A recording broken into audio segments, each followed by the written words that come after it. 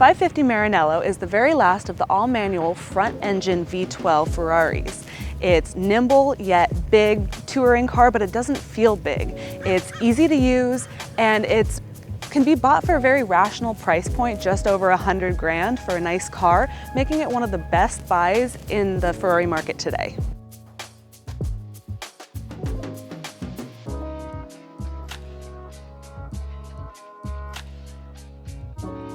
When somebody is in the market for a new Ferrari, there's a lot of factors to consider, and one of the biggest ones is service maintenance costs, because Ferrari is very well known for being a little astronomical in their service prices.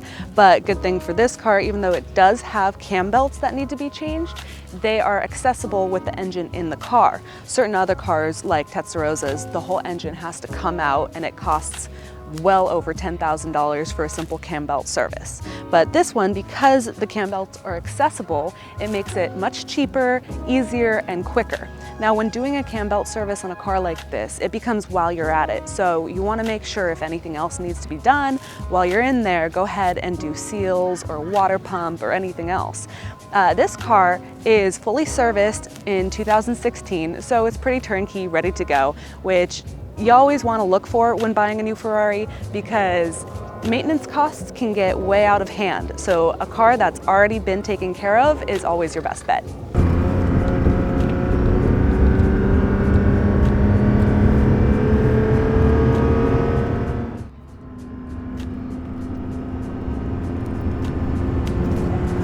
When people are considering buying a 550 or 575, the main thing that they take into consideration is if a stick is important to them or not.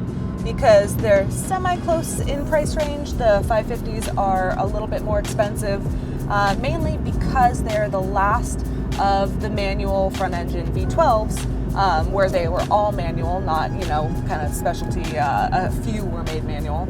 And so they become extremely desirable. And for those who love feeling super connected to the car, where you got the 3 pedals, you're clicking through the gears and a gated shift, it's such a connected and authentic driving experience. You feel so much more in control, and it's something that, because I grew up with manual cars, I love the experience. I mean, if you get in the car and just kind of hit some paddles, it makes it really easy in LA traffic. It's definitely user-friendly, but it doesn't always give you that kind of experience you're looking for, where you really feel like the driver, not like you're in a piece of technology and it's just taking you for a ride. So that's one of the things that makes the 550 so desirable and such an awesome car. There's nothing like going through the gears and getting, the revs up and the sound and the feeling. Another thing about this car is it is a grand touring car, so it's big, but it drives nimble. It doesn't feel big or clunky or like you're lugging it around.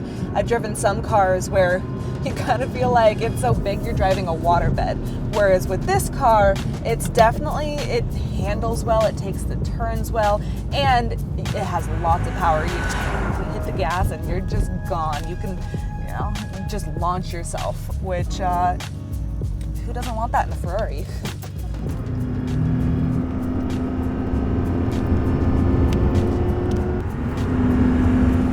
When the 550 Maranello first came out, the only options you really had were what color car do you want and what color interior do you want. As the car evolved throughout the years, Ferrari decided that they wanted to add a bunch of options. So you could have fender shields, quilted interiors, a whole bunch of stuff to make the car more unique and more personal to the buyer. This car has the quilted rear shelf, which I love in these cars. I think it's a nice touch. I think it's very elegant looking.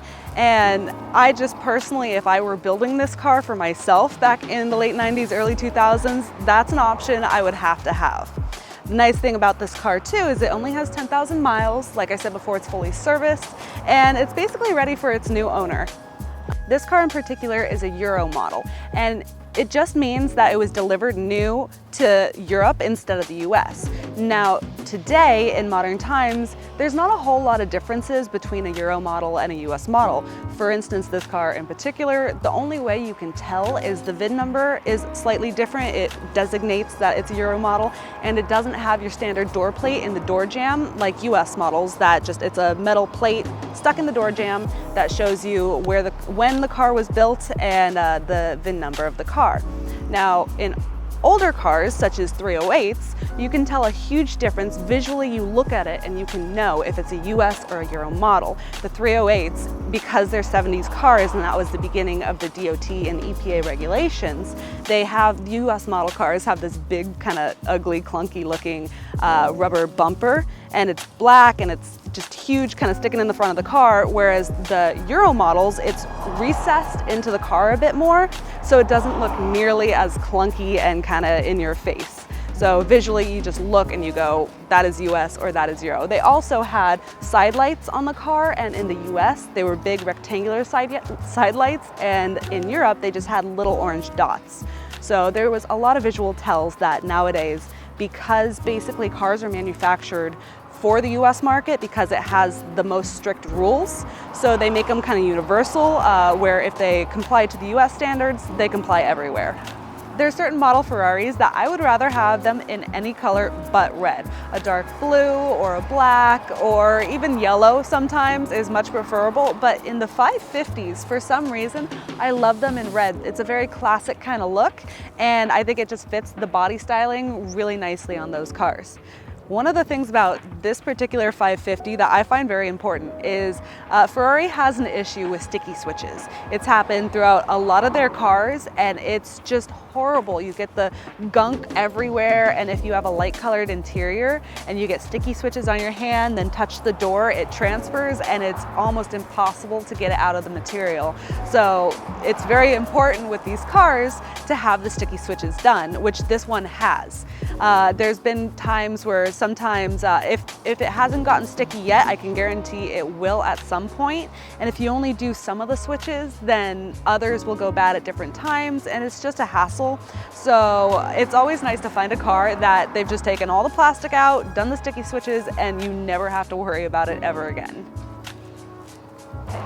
I hope you guys enjoyed this video and maybe learned a little something new about the 550 Maranello. We have a bunch of really interesting cars coming up in the near future. There's a Dino at the showroom I can't wait to do a review on, a 328, and something called a Woodhill Wildfire, which I knew nothing about that car previously, so it's going to be a lot of fun to do a video on. So please subscribe, hit like, and stay tuned for a bunch of new content coming out in the near future.